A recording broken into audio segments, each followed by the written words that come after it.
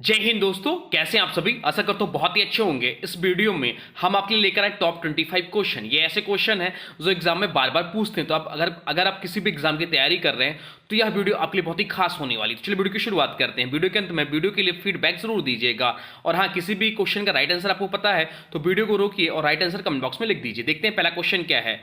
पहला क्वेश्चन है, भारतीय संविधान की प्रस्तावना में समाजवाद और धर्मनिरपेक्षता शब्द कब जोड़े गए। भारतीय संविधान की प्रस्तावना में समाजवाद और धर्मनिरपेक्षता शब्द कब जोड़े गए। तो इसका जो राइट आंसर हो जाता है वो हो जाता है ऑप्शन बी, 1976 में जोड़े गए। तो राइट आंसर हो जाता है ऑप्शन बी। चलते हैं, 42वें संविधान संशोधन 1976 के तहत समाजवाद और धर्मनिरपेक्षता शब्द प्रस्तावना में जोड़े गए। यह संशोधन आपातकाल के दौरान इंदिरा गांधी सरकार द्वारा लगाया गया था। इस संशोधन से भारत को संप्रभु, समाजवादी, धर्मनिरपेक्ष, लोकतांत्रिक गणराज्य घोषित किया गया। चलते हैं अगले प्रश्न की ओर। अगला प्रश्न आपसे पूछा है, भारत में पंचायती राज प्रणाली किस अनुच्छेद के तहत स्थापित की गई। भारत में पंचायती राज प्रणाली किस अनुच्छेद के तहत स्थापित की गई। तो इसका जो राइट आंसर हो जाएगा वो हो जाएगा ऑप्शन ए, अनुच्छेद 243 के अंतर्गत के तहत स्थापित की गई। 73वां संविधान संशोधन जो कि 1992 हुआ के तहत पंचायती राज प्रणाली को लागू किया गया। भारत में पहली बार 2 अक्टूबर 1959 को राजस्थान के नागौर जिले में से लागू किया गया। यह लाइन जो है याद रखिएगा, ध्यान रखिएगा। पंचायती राज को 3 स्तरों में बांटा गया, ग्राम पंचायत, पंचायत समिति और जिला परिषद। चलते हैं अगले प्रश्न की ओर। अगला प्रश्न आपसे पूछा है, बुद्ध ने अपना पहला उपदेश कहाँ दिया था। बुद्ध ने अपना पहला उपदेश कहाँ दिया था। तो इसका जो राइट आंसर हो जाएगा वो हो जाएगा ऑप्शन बी, सारनाथ में बुद्ध ने अपना पहला उपदेश दिया था। बुद्ध ने धर्मचक्र प्रवर्तन नामक पहला उपदेश सारनाथ जो कि उत्तर प्रदेश में दिया था। यह उपदेश 5 भिक्षुओं, जिसे पंचवर्गीय सन्यासी भी कहते हैं, को दिया गया था। सारनाथ में धम्मेक स्तूप स्थित है जो इस घटना से जुड़ा है। चलते हैं अगले प्रश्न की ओर। अगला प्रश्न आपसे पूछा है, निम्नलिखित में से कौन सा एक गुप्तकालीन लेखक नहीं था। निम्नलिखित में से कौन सा एक गुप्तकालीन लेखक नहीं था। तो इसका जो राइट आंसर हो जाएगा वो हो जाएगा बाणभट्ट। बाणभट्ट जो है वह गुप्तकालीन लेखक नहीं है। बाणभट्ट हर्षवर्धन के 7वीं सदी के दरबारी कवि थे। इनकी प्रसिद्ध रचनाएं जो है हर्षचरित और कादंबरी है। गुप्तकाल के अन्य लेखकों की बात करें तो कालिदास जिनकी प्रसिद्ध जो हैं अभिज्ञान शाकुंतलम और रघुवंशम के लेखक हैं। विष्णुगुप्त की बात करें तो ये अर्थशास्त्र के लेखक हैं। अमर सिंह की बात करें तो अमरकोश के ये लेखक हैं। चलते हैं अगले प्रश्न की ओर। अगला प्रश्न आपसे पूछा है, संविधान की किस अनुसूची में पंचायती राज प्रणाली का उल्लेख है। संविधान की किस अनुसूची में पंचायती राज प्रणाली का उल्लेख है। तो इसका जो राइट आंसर हो जाएगा वो हो जाएगा 11वीं अनुसूची। 11वीं अनुसूची इसका राइट आंसर हो जाएगा, ऑप्शन सी इसका राइट आंसर हो जाएगा। 73वां संविधान संशोधन जो कि 1992 में हुआ द्वारा 11वीं अनुसूची जोड़ी गई। इसमें पंचायती राज व्यवस्था से संबंधित 29 विषयों को शामिल किया गया। 74वां संशोधन 1992 से 12वीं अनुसूची जोड़ी गई, जिसमें नगर पालिका से संबंधित 18 विषय हैं। चलते हैं अगले प्रश्न की ओर।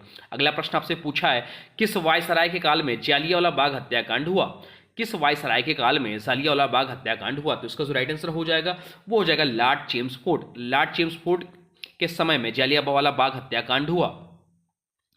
13 अप्रैल 1919 को जालियांवाला बाग नरसंहार हुआ। ध्यान रखिएगा, डेट पूछा जाता है एग्जाम में। 13 अप्रैल 1919 को जालियांवाला बाग नरसंहार हुआ। ब्रिगेडियर जनरल डायर ने निहत्थे लोगों पर गोलियां चलवाई। इस घटना के विरोध में रविन्द्रनाथ टैगोर ने नाइटहुड की उपाधि लौटा दी। तो नाइटहुड भी ध्यान रखिएगा, पूछता है यह।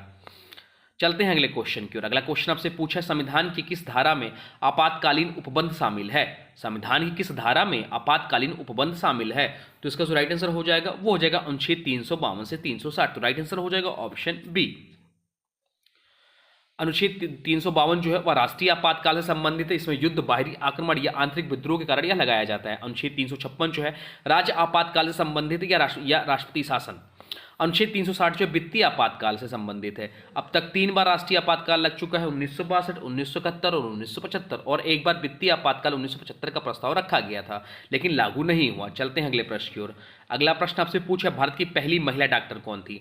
भारत की पहली महिला डॉक्टर कौन थी। तो इसका जो राइट आंसर हो जाएगा वो हो जाएगा आनंदीबाई जोशी। आनंदीबाई जोशी जो है भारत की पहली महिला डॉक्टर हैं। डॉक्टर आनंदीबाई जोशी भारत की पहली महिला डॉक्टर थी। उन्होंने 1886 में अमेरिका से मेडिकल की पढ़ाई पूरी की। भारत की पहली महिला सर्जन भी पूछा जाता है, तो ये जो है वह मुथु लक्ष्मी रेड्डी, या भी ध्यान रखिएगा। चलते हैं अगले प्रश्न की ओर। अगला प्रश्न आपसे पूछा है, भारत में राष्ट्रीय विज्ञान दिवस कब मनाया जाता है। भारत में राष्ट्रीय विज्ञान दिवस कब मनाया जाता है। तो इसका जो राइट आंसर हो जाएगा वो हो जाएगा ऑप्शन सी, 28 फरवरी। 28 फरवरी को भारत में राष्ट्रीय विज्ञान दिवस के रूप में मनाया जाता है। डॉक्टर सीवी रमन ने 28 फरवरी 1928 को रमन प्रभाव की खोज की थी। इस खोज के लिए उन्हें 1930 में भौतिक का नोबेल पुरस्कार मिला। इसलिए हर साल 28 फरवरी को हम लोग राष्ट्रीय विज्ञान दिवस के रूप में मनाया जाता है या बनाते हैं। चलते हैं अगले प्रश्न की ओर। अगला प्रश्न आपसे पूछा है, किस मुगल शासक ने सर्वप्रथम नवरत्न की परंपरा शुरू की? किस मुगल शासक ने सर्वप्रथम नवरत्न की परंपरा शुरू की? तो इसका जो राइट आंसर हो जाएगा वो हो जाएगा ऑप्शन सी, अकबर। अकबर के दरबार में 9 प्रसिद्ध विद्वान थे जिन्हें नवरत्न कहा जाता है। ये नौ प्रसिद्ध विद्वान जो हैं उनमें बीरबल, टोडरमल, तानसेन, अबुल फजल, फैजी, राजा, अमान सिंह, अब्दुल रहीम खाना, मुल्ला दो प्याजा और हकीम हुमाम शामिल थे। ये अकबर के नवरत्न थे। चलते नेक्स्ट क्वेश्चन की ओर। अगला क्वेश्चन आपसे पूछा है, भारत में पहली बार राष्ट्रपति शासन कब लगाया गया था? भारत में पहली बार राष्ट्रपति शासन प्रेसिडेंट रूल कब लगाया गया? तो इसका जो राइट आंसर हो जाएगा वो हो जाएगा 1959। 1959 में भारत में पहली बार राष्ट्रपति शासन लगाया गया था। पहली बार राष्ट्रपति शासन केरल में 1959 में लगाया गया था। अनुच्छेद 356 के तहत राज्य में संवैधानिक संकट होने पर राष्ट्रपति शासन लगाया जा सकता है। अब तक भारत में 100 से अधिक बार राष्ट्रपति शासन लगाया जा चुका है। चलते हैं अगले प्रश्न की ओर। अगला प्रश्न आपसे पूछा है, भारत में सबसे पुराना फुटबॉल टूर्नामेंट कौन सा है? भारत में सबसे पुराना फुटबॉल टूर्नामेंट कौन सा है? तो इसका जो राइट आंसर हो जाएगा वो हो जाएगा ऑप्शन बी, डूरंड कप जो है भारत में सबसे पुराना फुटबॉल कप है, फुटबॉल टूर्नामेंट है। डूरंड कप भारत का सबसे पुराना फुटबॉल टूर्नामेंट है। बहुत बार एग्जाम में पूछा जाता है डूरंड कप से संबंधित या किस खेल से संबंधित हो, या जो है फुटबॉल टूर्नामेंट से संबंधित है। यह 1888 में शुरू हुआ था। यह दुनिया का तीसरा सबसे पुराना फुटबॉल टूर्नामेंट है। नेक्स्ट क्वेश्चन है, सूर्य का कौन सा भाग सबसे ज़्यादा गर्म होता है? सूर्य का कौन सा भाग सबसे ज़्यादा गर्म होता है? तो इसका जो राइट आंसर हो जाएगा वो हो जाएगा कोरोना। कोरोना जो है वह सूर्य का सबसे ज़्यादा गर्म भाग होता है। कोरोना सूर्य का बाहरी भाग है। इसका तापमान 1 मिलियन डिग्री सेल्सियस से अधिक होता है। सूर्य का सतही तापमान लगभग 5500 डिग्री सेल्सियस या फोटोस्फीयर होता है। चलते हैं नेक्स्ट क्वेश्चन की ओर। अगला क्वेश्चन आपसे पूछा है, भारत की सबसे गहरी खान कौन सी है? भारत की सबसे गहरी खान कौन सी है? तो इसका जो राइट आंसर हो जाएगा वो हो जाएगा ऑप्शन है, कोलार गोल्ड फील्ड्स जो है भारत की सबसे गहरी खान है। केजीएफ जो है या कर्नाटक में है, या भारत की सबसे गहरी सोने की खान थी। भारत में सोने की सबसे बड़ी खान जो हड्डी गोल्ड माइंस है जो कि कर्नाटक में है। जादूगोड़ा जो कि झारखंड में है, भारत की पहली यूरेनियम खदान है। यह भी ध्यान रखिएगा। चलते हैं नेक्स्ट क्वेश्चन की ओर। अगला क्वेश्चन आपसे पूछा है, भारत का सबसे बड़ा सौर ऊर्जा संयंत्र कहाँ स्थापित है? भारत का सबसे बड़ा सौर ऊर्जा संयंत्र कहाँ स्थापित है? तो इसका जो राइट आंसर हो जाएगा वो हो जाएगा ऑप्शन बी, राजस्थान में स्थापित है। भदला और सौर ऊर्जा संयंत्र जो कि राजस्थान में है, भारत का सबसे बड़ा सौर ऊर्जा प्लांट है। इसकी क्षमता 2245 मेगावाट है। भारत दुनिया के सबसे बड़े सौर ऊर्जा उत्पादकों में से एक है। चलते हैं अगले प्रश्न की ओर। अगला प्रश्न आपसे पूछा है, भारत की पहली परमाणु पनडुब्बी कौन सी थी? भारत की पहली परमाणु पनडुब्बी कौन सी थी? तो उसका जो राइट आंसर हो जाएगा वो हो जाएगा INS चक्र। INS चक्र जो है भारत की पहली परमाणु पनडुब्बी थी। INS चक्र भारत की पहली परमाणु शक्ति संचालित पनडुब्बी थी। सोवियत संघ से लीज पर ली गई थी।